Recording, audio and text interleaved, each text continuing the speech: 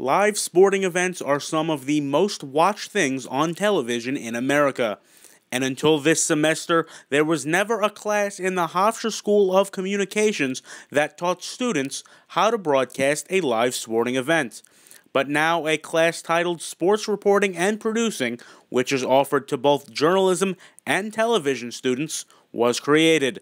So for the first time at Hofstra, live sporting events were broadcast on television by students, and it's called Pridevision. Pridevision is the first endeavor in the Hofstra School of Communication to produce live games on television.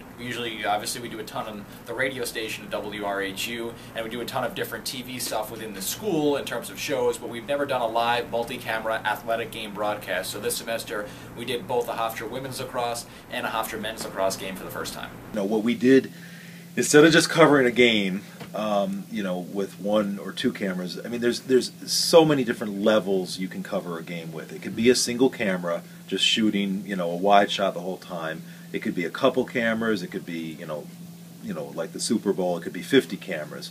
We tried to find a realistic, happy medium. The two broadcasts are considered a success, but they did not go off without problems. There were a few difficulties. I think the communication was the biggest one. When you throw 20 students plus a lot of different crew members who weren't in the class together and not always on the same page, because when we were in class we worked on it, but it was a once-a-week class on Tuesday nights, and then we'd have to meet on Friday or Saturday or different times to make sure everything was figured out, and then also different people had different roles. So it was tough for me to just keep tabs on everybody to make sure that everything was going right in the production side, in the talent side of things, the graphics were being made. We have very, very primitive, dated equipment that we're using to do this.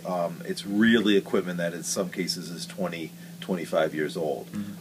It's kind of left over from when we did this, literally a dozen years ago, and some of it is a little bit newer versions of that older equipment, but we don't have an ideal technical setup at all. So first things first, we had to figure out ways to kind of do modern production techniques with old production gear. The class is expected to be offered once again in the spring of 2014 with even more broadcasts. For Journalism 10, I'm Mark Weiner.